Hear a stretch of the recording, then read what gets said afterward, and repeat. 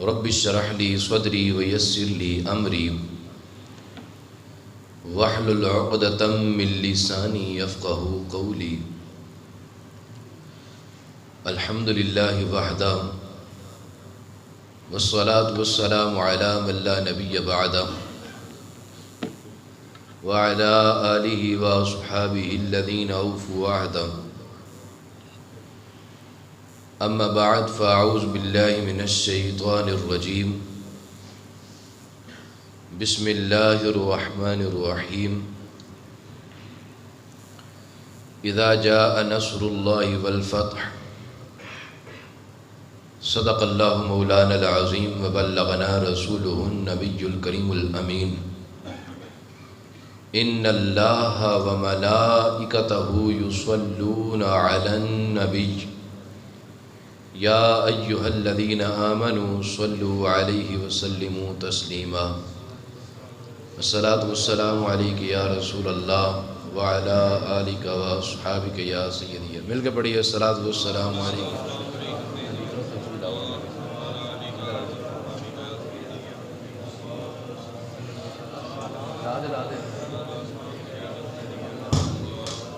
الصلاة والسلام عليك يا سيدي يا رسول الله.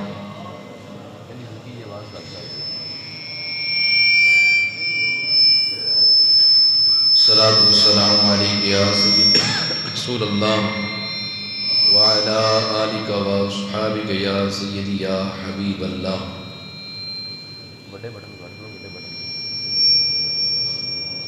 الصلاة والسلام عليك يا سيدي يا رسول الله وعلى آلك وأصحابك يا سيدي يا حبيب الله. مولاي صل وسلم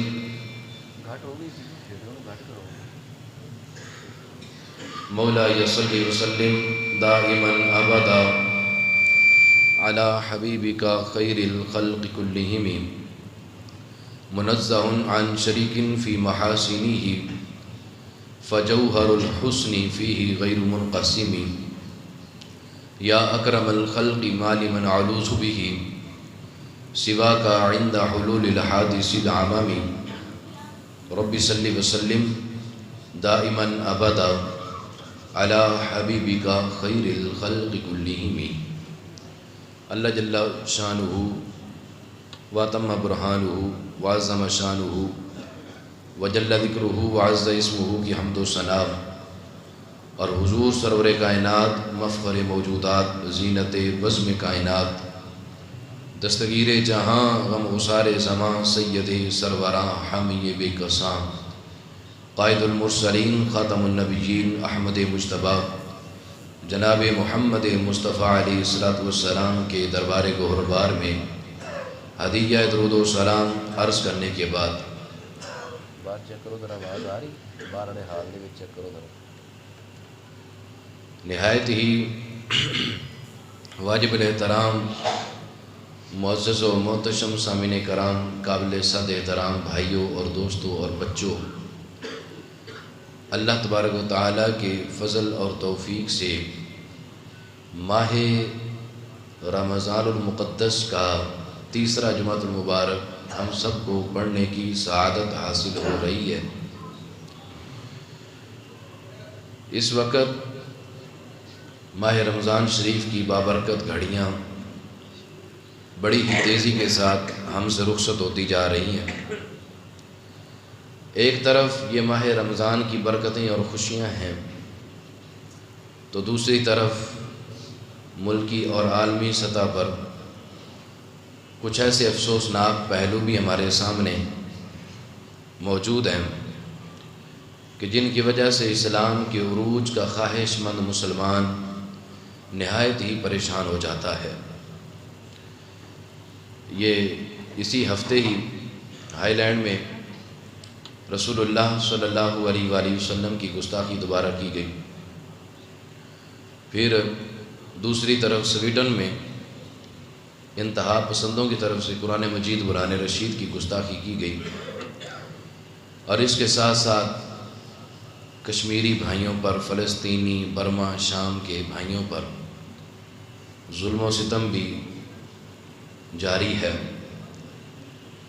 تو ایک طرف ماہ رمضان المقدس کی یہ خوبصورت خوشیاں اور لمحات ہیں، اور دوسری طرف ہمارے لیے یہ المیہ ہے کہ ہم اتنی پستی کی طرف جا چکے ہیں کہ ہم اپنے مسلمانوں کا بدلہ نہیں لے سکتے، اور اس کی روک تھام کے لیے ہم کچھ کر نہیں سکتے ہیں۔ رمضان المبارک اس میں جہاں نیکی کے کاموں کا ایک عروج ہے، وہیں پر کچھ ایسی یادیں بھی وابستہ ہیں جو ایمانی جذبات کو تازگی پہنچاتی ہیں، ایمانی جذبات کو اور زیادہ نورانیت اور روحانیت دیتی ہیں۔ بہت سارے ایسے واقعات، بہت ساری ایسی شخصیات ہیں جن کا وصال اس ماہ مقدس میں ہوا۔ مولا المسلمین حضرت سیدنا علی المرتضیٰ شیر خدا کرم اللہ تعالی وجہ الکریم کا وصال مبارک 21 رمضان المبارک کو ہے۔ حضرت سیدہ عائشہ پاک رضی اللہ تعالی عنہا کا عرس مبارک، حضرت سیدہ خدیجہ الکبریٰ رضی اللہ تعالی عنہا کا عرس مبارک، اور 20 رمضان المبارک کو فتح مکہ کی خوشی بھی ہمارے سامنے ہے۔ تو یہ ساری کی ساری چیزیں بالکل ہمارے سامنے ہیں۔ تو آج انشاءاللہ تعالی بالخصوص 2 چیزوں کے اوپر ہم سنیں گے۔ ایک تو آج کے دن 8 ہجری کو 20 رمضان المبارک کو جس شان سے میرے آقا مکہ میں داخل ہوئے تھے ان کا تذکرہ سنیں گے، اور دوسرا شیر خدا مولا المسلمین حضرت سیدنا علی المرتضیٰ شیر خدا کرم اللہ تعالی وجہ الکریم کی شجاعت اور بہادری کی کچھ داستانیں سنیں گے کہ جن کی شجاعت کو دیکھ کر مردہ دل بھی زندہ ہو جاتے ہیں، جن کی بہادری کی داستانیں سن کر کمزور جواں ہو جاتے ہیں۔ تو ان کی داستان کو بیان کرتے ہوئے کیا اقبال نے شعر میں کہا تھا کہ مٹایا کیسر و کسریٰ کے استبداد کو جس نے وہ کیا تھا؟ مٹایا کیسر و کسریٰ کے استبداد کو جس نے وہ کیا تھا؟ زور حیدر، فقر بوذر، صدق سلیمانی۔ یعنی 3 چیزیں ہمارے سامنے آئیں جس نے کیسر و کسریٰ کے غرور کو خاک میں ملا دیا۔ وہ کیا تھا؟ وہ زور حیدر تھا، وہ فقر بوذر تھا، اور وہ صدق سلیمانی تھا۔ جس وقت یہ 3 چیزیں ایک مسلمان کے پاس ہوتی ہیں تو اس وقت اللہ تبارک و تعالی مسلمانوں کو چاہے وہ جتنی بھی کمزور حالت میں ہوں ہر حال میں ان کو فتح عطا فرما دیتا ہے۔ اور اگر یہ 3 چیزیں پاس نہ ہوں، ایمانی جذبہ پاس نہ ہو، درویشی پاس نہ ہو، صدق و عدل پاس نہ ہو، تو اس وقت پھر بڑی سے بڑی فوج بھی ہمت ہار جاتی ہے، بڑے سے بڑے زوراور آلات وہ بھی کام نہیں آتے، اور اس وقت بندے کو پھر ذلت اور پستی کا سامنا ہی کرنا پڑتا ہے۔ تو 3 چیزیں ہمارے سامنے ہیں۔ سب سے پہلی چیز زور حیدر، حضرت سیدنا علی المرتضیٰ شیر خدا کرم اللہ تعالی وجہ الکریم کو میرے مالک نے بڑی شجاعت اور بہادری سے نوازا تھا۔ بڑے بڑے پہلوان، بڑے بڑے نامور نوجوان جن کے بارے میں کہا جاتا تھا کہ ان کا مقابلہ تو 1000 بندہ بھی نہیں کر سکتا، ایسے ایسے پہلوان جس وقت شجاعت حیدر کے سامنے آتے تھے ڈھیر ہو جاتے تھے۔ اللہ تعالیٰ نے ایسا ایمانی جذبہ آپ کو عطا فرمایا تھا۔ رسول اللہ صلی اللہ علیہ وآلہ وسلم ان کے بارے میں اور آپ کے صحابہ کے بارے میں شجاعت اور بہادری کی داستانیں مشہور ہیں، اور شجاعت اور بہادری کا مظاہرہ اسلام کی خاطر کرنا بھی چاہیے۔ صحابہ حضور کی شجاعت اور بہادری کو بیان فرماتے ہیں، کہتے ہیں رسول اللہ صلی اللہ علیہ وآلہ وسلم سے بڑھ کر کوئی سخی نہیں تھا، حضور سے بڑھ کر کوئی حسین و جمیل بھی نہیں تھا، اور حضور سید عالم صلی اللہ علیہ وآلہ وسلم سے بڑھ کر کوئی بہادر بھی نہیں تھا۔ یعنی حضور سید عالم صلی اللہ علیہ وآلہ وسلم پوری کائنات میں سب سے شجاعت اور بہادری کے لحاظ سے بلند ستارہ تھا ان کا، سب سے بڑے شجاعت پسند اور سب سے بڑے بہادر امام الانبیاء صلی اللہ تعالیٰ علیہ وآلہ وسلم تھے، اور آپ کے صدقے سے پھر آپ کے غلام بھی۔ حضرت مولا المسلمین رضی اللہ تعالیٰ عنہ کی شجاعت اور بہادری کی داستانیں بچہ بچہ جانتا ہے۔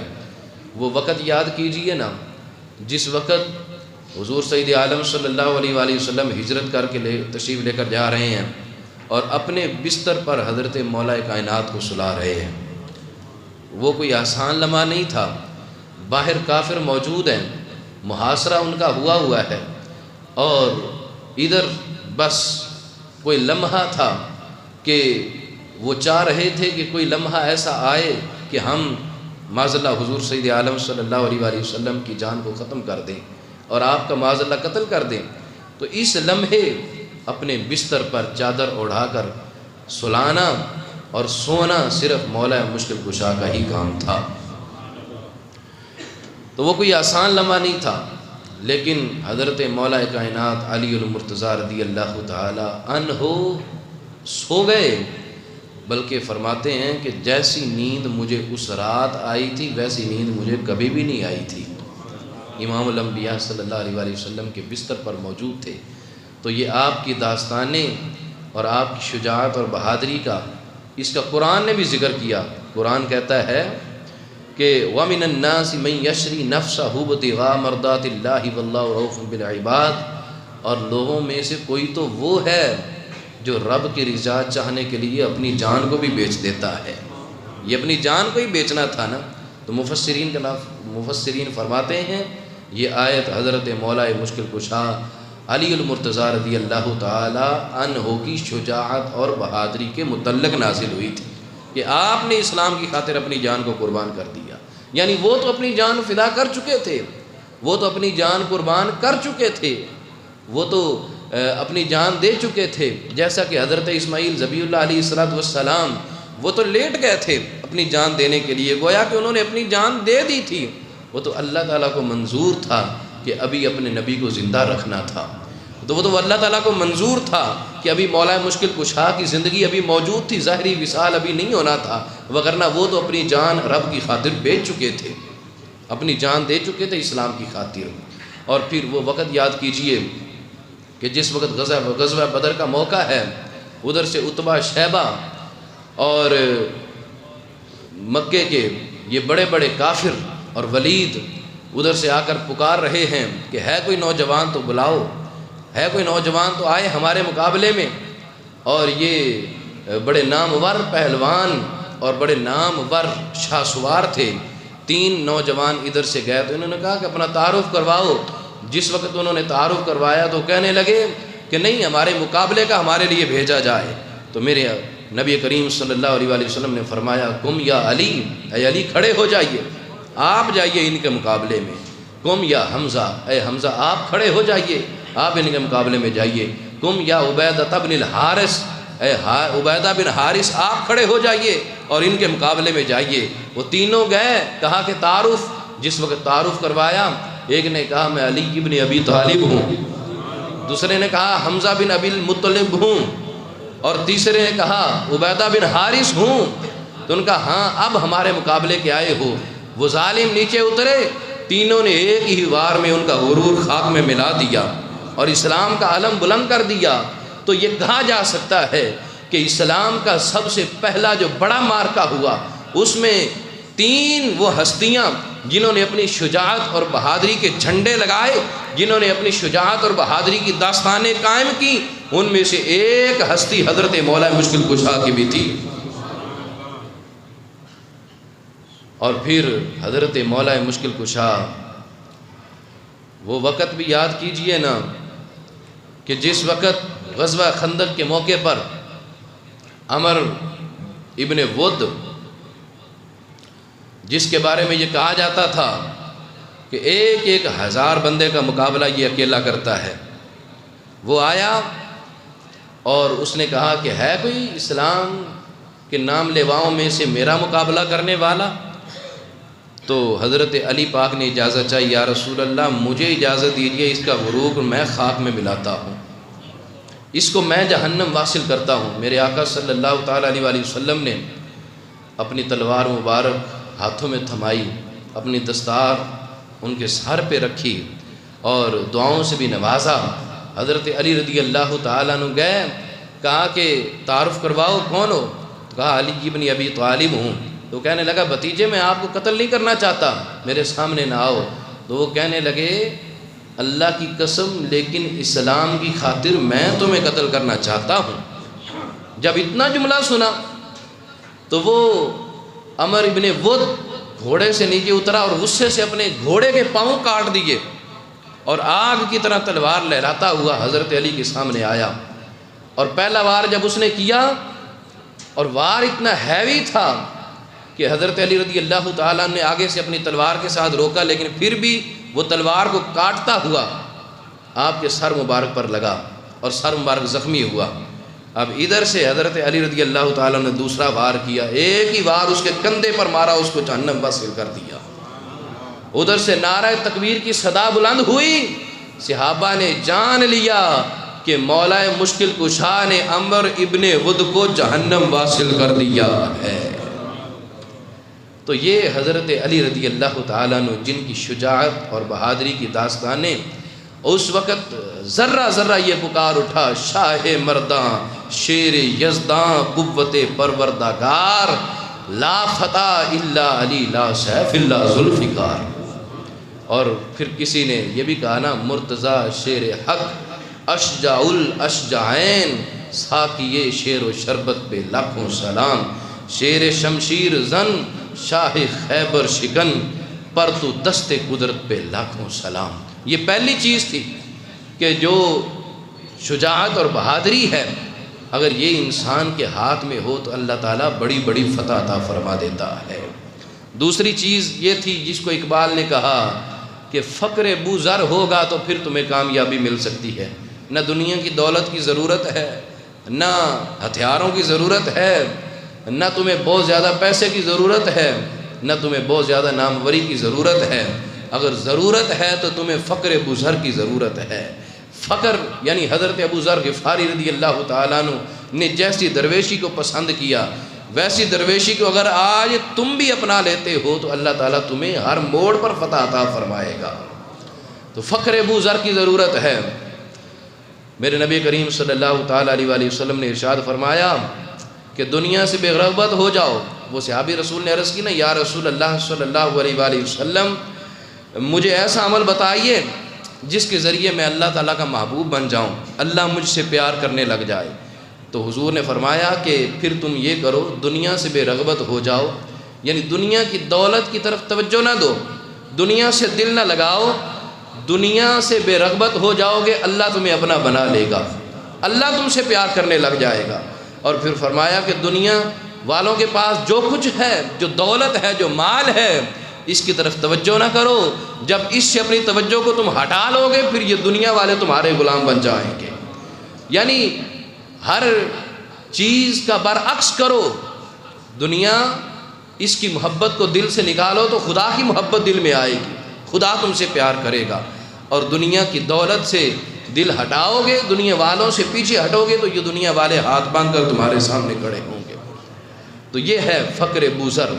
نبی کریم صلی اللہ تعالیٰ علیہ وآلہ وسلم کی شان زہد کو دیکھیے، شان زبد کو دیکھیے، آپ کی عاجزی اور انکساری کو دیکھیے۔ اور وہ آج کا دن نہیں تھا، 20 رمضان المبارک 8 ہجری کا دن تھا، جس وقت ہر بازار سے، ہر کوچے سے 10,000 صحابہ کرام تلواریں لہراتے اپنے ہاتھوں میں مکہ مکرمہ میں داخل ہو رہے تھے۔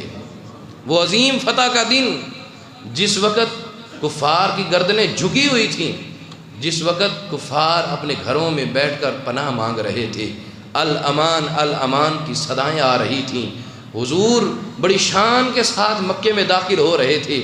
عظیم فاتح تھے یہ، عظیم اسلام کے فاتح، جنہوں نے پورے کے پورے مکہ، وہ مکہ کے رہنے والے جنہوں نے حضور سید عالم صلی اللہ علیہ وآلہ وسلم اور آپ کے صحابہ کرام کو اپنی سرکشی کی وجہ سے چند سال پہلے مکے سے نکلنے پر مجبور کر دیا تھا، آج ان کی گردنیں جھکی ہوئی ہیں۔ بڑے بھی اس صف میں شامل ہیں، چھوٹے بھی اس صف میں شامل ہیں، لیکن حضور کی شان بے نیازی دیکھیے۔ صحابہ کہتے ہیں حضور یہ آیت تلاوت کر رہے تھے، اذا جاء نصر اللہ والفتح وَرَأَيْتَ النَّاسَ يَدْخُلُونَ فِي دِينِ اللَّهِ أَفْوَاجًا، یہ سورت تلاوت کر رہے تھے، اور عاجزی کے ساتھ آپ کی دستار مبارک جو کجاوا ہوتا ہے، جو اونٹ کے اوپر لکڑی ہوتی ہے، آپ کی دستار مبارک یعنی سر مبارک اتنا عاجزی سے جھکا ہوا تھا کہ دستار اس لکڑی کے ساتھ لگ رہی تھی، یعنی اتنی عاجزی تھی، اتنا فقر تھا آپ کے پاس۔ خیر آپ نے طواف کیا، طواف کرنے کے بعد مکے والوں سے پوچھا، مکے والوں آج بتاؤ تو صحیح کہ تم کیا ارادہ رکھتے ہو، کہ آج میں تمہارے ساتھ کیا کروں گا؟ تو وہ مکے والے کہنے لگے کہ ہمیں پتہ ہے خیرن اخن کریم وابن اخن کریم، آپ خود بھی کریم ہیں، آپ کا باپ بھی کریم تھا، آپ خود بھی محبت کرنے والے ہیں، آپ کا باپ بھی پیار کرنے والا تھا۔ ہمیں تو آج آپ سے بھلائی کی امید ہی ہے، ہمیں تو آج آپ سے ایک ہی امید ہے کہ آپ ہمیں معاف کر دیں گے، آپ ہم سے بدلہ نہیں لیں گے، ہم جیسے بھی تھے، لیکن حضور آپ تو رحمت للعالمین بن کر آئے ہیں نا، آپ ہمیں معاف کر دیں گے۔ میرے آقا کریم صلی اللہ تعالیٰ علیہ وآلہ وسلم نے فرمایا اذهبوا فانتم الطلقاء، فرمایا جاؤ چلے جاؤ، آج میں نے تم سب کو معاف کر دیا ہے، نہ فدیہ لیتا ہوں، نہ قیدی بناتا ہوں، نہ غلام بناتا ہوں، نہ سزا دیتا ہوں، کچھ بھی نہیں کرتا، اللہ کی رضا کے لیے آج تم سب کو میں معاف کرتا ہوں۔ تو یہ دیکھیں یہ تھا فقر، حالانکہ اس وقت جو حکماء تھے، جو حاکم لوگ ہوا کرتے تھے، جو بادشاہ ہوا کرتے تھے، جس وقت کسی شہر کو فتح کرتے تھے تو وہاں کی عورتوں کو لونڈیاں بناتے تھے، وہاں کے مردوں کو غلام بنا لیا کرتے تھے اور ان کو سزائیں دیا کرتے تھے، کچھ کو قتل کر دیا کرتے تھے۔ لیکن حضور کی شان بے نیازی دیکھیے، وہ صلح حدیبیہ والا واقعہ بھی تو یاد کیجئے نا، کہ اتنا سفر کر کے حضور آئے عمرہ کرنے کے لیے، حج کرنے کے لیے، لیکن ابھی بالکل مکے کے قریب پہنچے اور یہاں سے واپس لوٹنا پڑ رہا ہے، بغیر حج کیے، بغیر عمرہ کیے۔ وہ کتنا سخت وقت تھا، اور ادھر سے شرائط رکھی جا رہی ہیں، وہ کتنی سخت شرائط تھیں کہ مکے کا مدینے میں جائے گا تو واپس کرو گے، مدینے کا مکے میں آئے گا تو قتل کر دیا جائے گا۔ کتنی سخت شرائط تھیں، جس پر حضرت عمر رضی اللہ تعالیٰ عنہ بھی عرض کر رہے تھے حضور یہ شرائط ہم کیوں مان رہے ہیں؟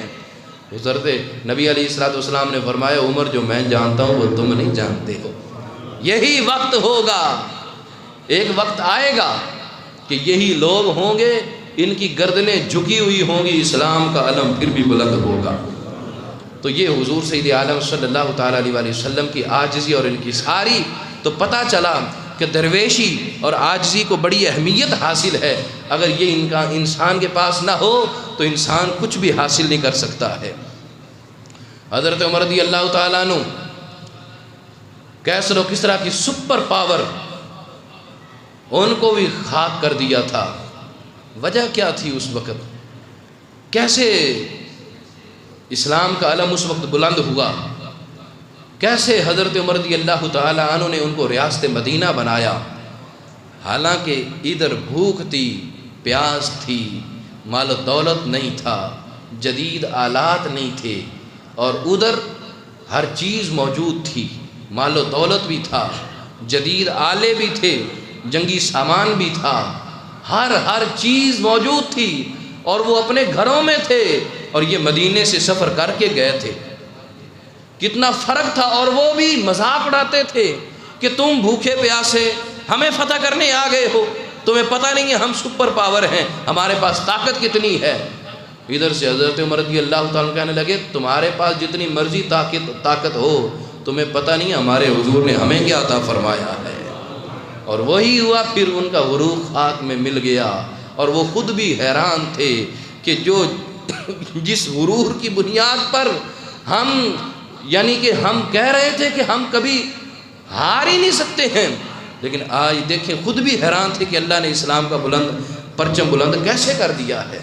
تو یہ صرف فقر کی بدولت تھی، یہ درویشی کی بدولت تھی۔ تو درویشی ہونا ضروری ہے کسی بھی کامیابی کو حاصل کرنے کے لیے۔ اور تیسری چیز اقبال نے جس کی طرف ہماری توجہ دلائی وہ ہے صدق سلیمانی۔ انسان کے پاس سچائی نہ ہو، سچا کردار نہ ہو، سچی زبان نہ ہو، عہد و پیمان پورا کرنے کی طاقت نہ ہو، تو اس کو بھی ذلت اور رسوائی کا سامنا کرنا پڑتا ہے۔ میرے آقا صلی اللہ تعالیٰ علیہ وسلم آپ نے یہ فرمایا تھا نا، فرمایا کہ لوگوں سچ بولا کرو، کیوں؟ سچ بولتے رہو گے تو سچ نیکی کے ساتھ ہوتا ہے، اور نیکی انسان کو جنت کی طرف لے کر جاتی ہے۔ جھوٹ بولو گے، جھوٹ بدی کے ساتھ ہوتا ہے، اور بدی انسان کو کہاں لے کر جائے گی؟ جہنم میں لے کر جائے گی۔ اس لیے سچ بولا کرو۔ اور پھر حضور علیہ السلام نے فرمایا کہ یہ دونوں یعنی جھوٹ اور نافرمانی بندے کو جہنم کی طرف لے کر جاتے ہیں، اور اللہ تعالیٰ سے عافیت، گناہوں اور مصیبتوں سے سلامتی مانگو۔ بندے کو عطا ہونے والی نعمتوں میں سب سے بڑی نعمت یقین ہے، اس کے بعد عافیت سب سے بہترین نعمت اللہ اپنے بندے کو عطا فرماتا ہے۔ یہ ساری چیزیں کس لیے ملتی ہیں؟ سچا کردار ہو پاس، سچی زبان پاس ہو، عدل و انصاف کا پاس ہو انسان کے پاس، تو اس وقت اللہ تعالیٰ بندے کو ہر چیز عطا فرما دیتا ہے۔ پھر وہ کسی نے کہا تھا نا کہ غلامی میں نہ آتی ہیں شمشیریں نہ تدبیریں، ہو جو ذوق پیدا تو کٹ جاتی ہیں زنجیریں۔ کوئی اندازہ کر سکتا ہے اس کے زور بازو کا، نگاہ مرد مومن سے بدل جاتی ہیں تقدیریں۔ یقین محکم، عمل پہم، محبت فاتح عالم، جہاد زندگانی میں یہ ہیں مردوں کی شمشیریں۔ یعنی مرد کی شمشیر اسلام کے پاور کون سی ہے؟ اسلام کی پاور نہ تلوار ہے، اسلام کی پاور اور اسلام کا زور، اسلام کی طاقت نہ شمشیر ہے نہ مال و دولت ہے۔ کہا کہ اسلام کی پاور یقین ہے، یقین کر لو، محکم یقین، محکم پکا یقین کر لو، عمل پہم با عمل بن جاؤ۔ فرمایا محبت پھیلاؤ، یہ فاتح عالم ہیں، یہ چیزیں تمہارے ساتھ ہوں گی، اللہ تمہیں فتح عطا فرماتا جائے گا۔ اور پھر جس وقت حضرت سیدنا صدیق اکبر رضی اللہ تعالیٰ عنہ آپ خطبہ ارشاد فرما رہے تھے سید عالم صلی اللہ تعالیٰ علیہ وسلم کے وصال کے بعد، تو آپ فرما رہے تھے لوگوں سنو، میرے آقا کریم صلی اللہ تعالیٰ علیہ وسلم نے سچائی کا راستہ تمہیں دکھایا تھا، اور سچ اگر اس وقت ہم نے عمل کیا تھا اس پر تو ہم کامیاب ہوئے تھے، آج اگر تم عمل کرو تو اللہ تمہیں بھی کامیابی عطا فرمائے گا۔ تو ہمیں سچائی کا دامن تھامنا ہے۔ تو تین چیزیں ہمارے سامنے آئی ہیں۔ سب سے پہلی چیز کیا ہے کہ شجاعت اور بہادری، ایمانی جذبہ پاس ہونا چاہیے، اللہ پھر فتح عطا فرماتا ہے۔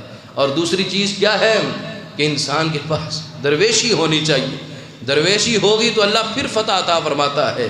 اور تیسری چیز کیا ہے کہ انسان کے پاس سچائی کی کمان ہونی چاہیے، سچائی کی کمان ہوگی تو بڑی سے بڑی فوج بھی تمہارا مقابلہ نہیں کر سکتی ہے۔ افسوس کے ساتھ یہ کہنا پڑتا ہے کہ آج اسلام پستی کی طرف جو جا رہا ہے، یہ تو ہمیں اپنے ہاتھوں کا کیا ہوا سامنے نظر آ رہا ہے۔ آج کا رمضان ہے، ایک پچھلا رمضان تھا، آنسو بہتے ہیں یاد کرتے ہوئے، غیرت گوارا نہیں کرتی کہ اس موضوع پر گفتگو بھی کی جائے۔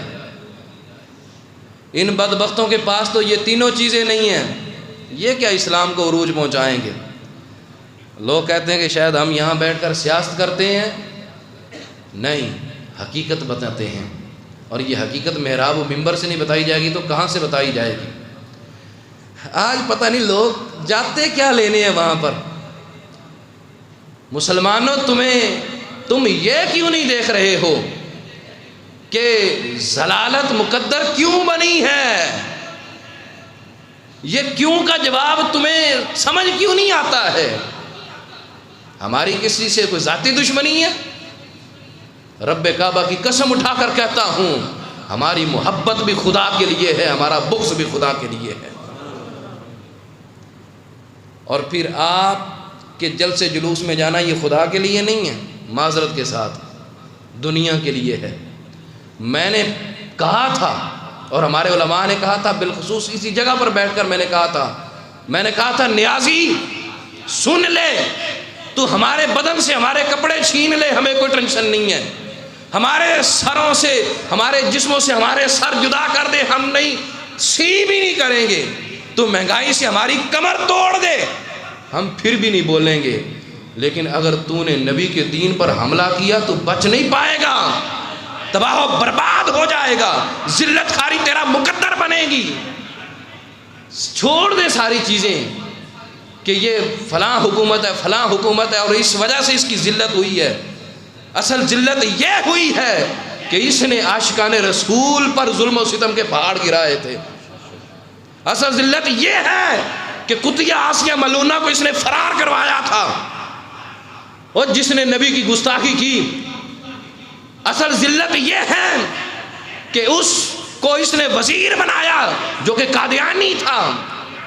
اصل ذلت یہ ہے کہ ختم نبوت پر اس نے حملے کروائے۔ اصل ذلت یہ ہے، وجہ یہ ہے ذلت خاری کی کہ اس نے قانون ناموس رسالت کا جو قانون تھا 295 اس نے ناپاک کوشش کی تھی اس کو بدلنے کی۔ اصل ذلت یہ ہے کہ جان بوجھ کر اس نے خاتم النبیین کا لفظ نہیں پڑھا تھا۔ کیا سمجھتے ہیں آپ؟ خدا بڑا غیرت والا ہے، ہم بھول جاتے ہیں، وہ بھولتا نہیں ہے۔ تمہیں پتہ نہیں تھا رمضان میں کیسے لاشیں بکھری پڑی تھی رحمت للعالمین مسجد کے اندر، اور کلیجہ منہ کا نہیں آتا، اور پتہ نہیں تھا جس وقت عاشقان رسول جا رہے تھے اور اوپر سے تیزاب پھینکا جا رہا تھا، اور پتہ نہیں تھا اس وقت وہ ماؤں کے بیٹے نہیں تھے، وہ اسلام کے نام لیوا نہیں تھے۔ پتہ نہیں کیا سمجھتے ہیں۔ رب کعبہ کی قسم اٹھا کر کہتا ہوں جو بھی اسلام کا غدار ہے، جو بھی اسلام کے ساتھ غداری کرے گا دنیا میں بھی ذلیل ہوگا، آخرت میں بھی ذلیل ہوگا۔ جس نے بھی حضور کے غدار کا ساتھ دیا، جس نے بھی دین نبی سے غداری کی ہے، وہ پچھلوں نے غداری کی، ان کی ذلت سامنے آئی، اور اس نے غداری کی تو اس کی ذلت سامنے ہے۔ آئندہ بھی جو غداری کرے گا ذلت اس کا مقدر بن کے رہ جائے گی۔ اس لیے سوچو، جس وقت بندہ کسی کی تائید کرتا ہے نا، جس وقت بندہ کسی کی تائید کرتا ہے، کسی کے جلسے میں جاتا ہے، جس وقت بندہ کسی کے مجمع میں اضافے کا سبب بنتا ہے، تو یہ بھی اسی میں سے ہی ہے، یہ انہی میں سے ہی ہے۔ تو سوچ لو اگر اس کی ضلالت مقدر بنی ہے تو جو ایسا کرے گا تو پھر اس کے ساتھ کیا ہوگا۔ خدارا ان چیزوں کو چھوڑیں، خدارا یہ نہ سوچیں کہ حکومت کیوں گری ہے، یہ کیوں نہیں گری ہے، یہ نہ سوچیں، بلکہ یہ سوچیں کہ اسلام سے غداری کی وجہ سے یہ ہوا ہے۔ یہ چیز ہمیں سمجھ نہیں آ رہی ہے، اس چیز کو سمجھنے کی کوشش کریں، اسلام کے ساتھ مخلص رہیں، اسلام کا علم بلند کرتے رہیں۔ جس نے بھی دنیاوی خواہشات کی خاطر، چاہے وہ صلاح الدین ایوبی کے دور کے واقعات ہوں، چاہے وہ نور الدین زنگی کے دور کے واقعات ہوں، چاہے وہ جس مرضی سلطان کے دور کے واقعات ہوں، خدا کی قسم تاریخیں اٹھا کر دیکھیں، جنہوں نے بھی اسلام سے غداری کی ہے بظاہر تھوڑی دیر کے لیے ان کو عروج ملا ہے، پھر ہمیشہ کے لیے ذلت خاری ان کا مقدر بن کے رہ گئی۔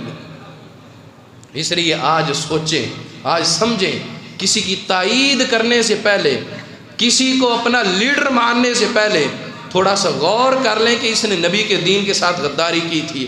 اور ہمیں تو ایک واقعہ ہی نہیں بھولتا، آسیہ ملونہ کتیا کو باہر بھیجنے والا، اور واقعے تو چھوڑو، اور جس نے میرے نبی کے دین سے غداری کی اور جس کی وجہ سے غازی ممتاز قادری کو تختہ دار پر لٹکایا گیا، عاشق رسول کو، اس جڑ کو اس نے باہر بھیجا، ہم کیسے بھول سکتے ہیں؟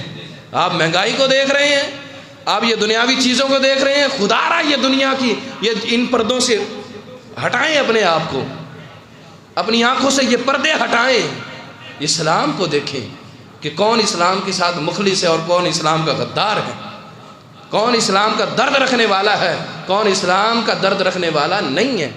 رب کعبہ کی قسم اٹھا کر کہتا ہوں، علماء اور جو خاص عوام اولیاء اللہ تھے، وہ اس لیے اس کو ناپسند نہیں کرتے تھے کہ یہ اس نے مہنگائی کر دی ہے، اس نے یہ کر دیا وہ کر دیا، یہ نبی کے دین کا دشمن تھا، اس لیے اس کو ناپسند کرتے تھے۔ آج لوگوں کو یہ کہے کہ جوتے اتار کے وہ مکے میں پھر رہا ہے، یہ چیزیں نظر آتی ہیں، غداری نظر نہیں آتی ہیں کہ کیا کیا تھا اس نے، جھوٹے میسج چلوائے تھے اس نے۔ آج بھی میرے پاس موجود ہے کہ پاکستان میں نہ فرانس کا سفیر موجود ہے، نہ پاکستان کا سفیر ادھر موجود ہے، جو بھی یہ نکلے ہوئے ہیں یہ فتنہ پھیلا رہے ہیں، فساد پھیلا رہے ہیں، یہ جھوٹے میسیجز اس نے چلوائے۔ اور اقبال نے کہا تھا سچ ساتھ ہوگا تو پھر ہی کامیابی ملے گی، جھوٹ کی بل بوتے پر چلو گے تو ذلت خواری ہی تمہارا مقدر بنے گی۔ اگر جھوٹ کے بازو اتنے مضبوط ہوتے نا تو پھر کیسر و کسرا کبھی بھی نہ ہارتے، پھر کبھی بھی اسلام کو اتنی پاور نہ ملتی۔ تو لہذا خدا را سوچیں، جس نے بھی کسی کی، حضور نے فرمایا کہ جو جس کا دوست ہے، دوست کے دین پر ہوتا ہے، جو جس سے محبت کرے گا، جس کی تائید کرے گا، وہ کل قیامت میں اسی کے ساتھ ہی اٹھایا جائے گا۔ الامان والحفیظ، میں تو پسند نہیں کرتا کہ میں ایسے غدار کے ساتھ اٹھایا جاؤں، میں تو پسند کرتا ہوں میں بابا فرید کے ساتھ اٹھایا جاؤں، میں تو پسند کرتا ہوں میں داتا حضور کے غلاموں کے ساتھ اٹھایا جاؤں، میں تو پسند کرتا ہوں میں ان کے ساتھ اٹھایا جاؤں جو اٹھیں تو لبیک یا رسول اللہ کی صدائیں لگا رہے ہیں، یا رسول اللہ ہم حاضر ہیں، یا رسول اللہ ہم حاضر ہیں۔ میں یہ پسند کرتا ہوں۔ کریں دعا، جو ان کے ساتھ اپنا آخرت خاتمہ کروانا چاہتا کریں دعا۔ اور میں دعا کرتا ہوں کہ جو ان کی تائید کرتے ہیں، جو ان کو اپنا پیشوا لیڈر مانتے ہیں، ٹھیک ہے پھر جائیں ان کے ساتھ۔ اور میں دعا کرتا ہوں جو اسلام کے خیر خواہ ہیں، جو اسلام کا علم بلند کرنے کے لیے ہر وقت کوشاں ہیں، اللہ ان کو اسلام کی عزت عطا فرمائے، اللہ تعالیٰ ان کو ہی حضور کے جھنڈے اٹھانے کی توفیق عطا فرمائے، اور یہ کل قیامت میں بھی حضور کے جھنڈے اٹھا کر حضور کے نعرے لگا رہے ہوں، جیسے دنیا میں نعرے لگاتے ہیں لبیک یا رسول اللہ، اسی طرح قیامت میں بھی نعرے لگا رہے ہیں حضور ہم حاضر ہیں، سیدی مرشدی یا نبی یا غلام ہے رسول کے غلام ہے۔ یہ صرف دعوے ہی ہیں ہمارے، سیاسی باتیں آتی تو ہم سب بھول جاتے ہیں۔ اللہ ہم سب کا حامی و ناصر ہو۔ آخر میں بیٹھیں، فطرانے کے حوالے سے تو فطرہ میرے بھائی 170 روپے کم از کم ہے، کم از کم غریبی کا جو فطرانہ ہے، یعنی جو بالکل ایک نارمل شخص دے گا وہ کم از کم ایک فرد کا 170 روپے ہے، اور اس سے زیادہ اگر آپ دینا چاہیں آپ اجوا کھجور کے اعتبار سے دیں 8000 روپے فی بندے کا، آپ کشمش کے اعتبار سے دیں، آپ نارمل کھجور کے اعتبار سے دیں، آپ منقع کے اعتبار سے دیں 1600 روپے دیں، 2800 روپے دیں، آپ 800 روپے دیں، آپ اپنی ہمت اور طاقت کے مطابق دیں۔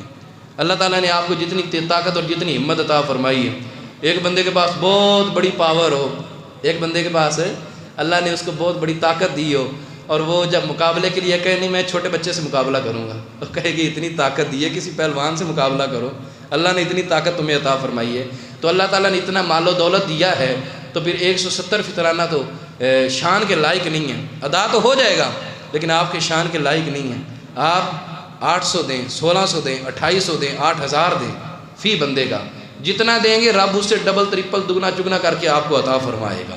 یہ حقیقت بات ہے، حقیقت بات ہے کہ اس کی راہ میں دیتے ہیں، رب بہت جلد اپنی راہ میں دیا ہوا دگنا چگنا کر کے اپنے بندے کو واپس لوٹا دیتا ہے۔ کتنی مہربانی ہے اس مالک کی، کتنی مہربانی ہے اس مالک کی، مال اسی کا ہے، اسی کی راہ میں دینا ہے، اور وہ اسی کے راہ میں دے دیں تو واپس وہ ڈبل ٹرپل کر کے بندے کو عطا فرماتا ہے۔ انشاءاللہ تعالیٰ فطرانہ دینا ہے تو اچھی طریقے سے دیں۔ اور پھر اب ٹائم اس بات کی اجازت نہیں دیتا مزید گفتگو لمبا کیا جائے، لیکن اعتکاف کے حوالے سے، اعتکاف آج ماشاءاللہ دوستوں نے بیٹھنا ہے، 20 رمضان المبارک ہے، تو آپ مغرب سے پہلے یہاں پر آ جائیں، مغرب کی نماز آپ نے یہاں ادا کرنی ہے، جو یہاں اعتکاف بیٹھنا چاہتے ہیں اور عورتیں جو گھروں میں اعتکاف بیٹھنا چاہتی ہیں، جہاں پر وہ نماز پڑھتی ہیں، جو نماز کے لیے انہوں نے جگہ خاص کی ہوئی ہے، وہ وہاں پر اعتکاف بیٹھ سکتی ہیں۔ اگر عورت نے نماز کے لیے جگہ خاص نہیں کی ہوئی تو وہ اعتکاف نہیں بیٹھ سکتی۔ اگر آپ بیٹھنا چاہتی ہے تو پہلے نماز کے لیے اپنی جگہ خاص کرے کہ میں یہاں نماز ادا کیا کروں گی، پھر وہ اس کمرے میں یا اس جگہ پر بیٹھ کر وہ اعتکاف کر سکتی ہے۔ تو اعتکاف میں آپ آئیں، لہو و لعب کا سامان لے کر نہ آئیں۔ یہ دنیاوی چیزیں جیسے ٹچ موبائل ہو گیا، اور اس میں خاص طور پر آج کل کون سا ایسا موبائل ہے جس میں میوزک نہیں ہوگا، گانے نہیں ہوں گے، یہ چیزیں نہیں ہوں گی۔ تو اللہ کے گھر میں آئیں، ہاتھوں میں تسبیح لے کر آئیں، لبوں پر درود و سلام کے نذرانے ہوں، زبان ذکر اللہ سے تار ہو، یہ چیزیں لے کر آئیں۔ 10 دن ہیں، بہت تھوڑے سے دن ہیں، پلک جھپتے گزر جانے ہیں۔ اگر اس میں بھی ٹچ موبائل چلاتے رہیں گے، گپے ہانکتے رہیں گے اور ادھر ادھر دنیا کی باتیں کرتے رہیں گے، تو پھر طواف اعتکاف کا جو حقیقی فائدہ ہے وہ حقیقی فائدہ آپ کو کبھی حاصل نہیں ہوگا۔ تو اس لیے مہربانی کریں، آپ مسجد میں آئیں اور سنجیدہ دوست آئیں۔ جو مذاق کرنے والے، مذاق اڑانے والے، مذاق بنانے والے، ہنسی کھیل کود کرنے والے، ایسوں سے گزارش ہے کہ مسجد کا ادب پامال نہ کریں، مسجد کا تقدس پامال نہ کریں۔ آپ آئیں رب کو راضی کرنے کے لیے اور الٹا رب کو ناراض کر کے چلے جائیں۔ یہ مسجد بھی بد دعائیں دیتی ہے بھائی، یہ مسجد بھی دعائیں بھی دیتی ہے، بد دعائیں بھی دیتی ہے، یہ روتی بھی ہے، ہنستی بھی ہے، روایات سے ثابت ہے۔ تو جو اس کی بے ادبی کرتا ہے پھر یہ اس کو بد دعائیں دیتی ہے۔ یا اللہ جیسے اس نے میری بے ادبی کی ہے، مجھے برباد کیا، یا اللہ تو اس کو بھی برباد کر۔ اور جو اس کو آباد کرتا ہے مسجد اس کے لیے دعائیں کرتی ہے، یا اللہ جس نے مجھے آباد کیا یا اللہ تو اس کو بھی آباد فرما۔ تو جس نے بھی اعتکاف بیٹھنا ہے آئیں، لیکن ان چیزوں سے پاک ہو کر آئیں۔ موبائل اگر لانا بھی چاہتے ہیں تو پھر لے کر آئیں، لیکن اس کو بالکل ضرورت کے تحت استعمال کریں۔ بالکل کوئی ضروری چیز گھر سے منگوانی ہو اس کو استعمال کریں، نہیں تو پھر اس کو اپنے بیگ میں سنبھال کے رکھ دیں۔ اللہ ہم سب کا حامی و ناصر ہو۔ وآخر دعوایا ان الحمد للہ رب العالمین۔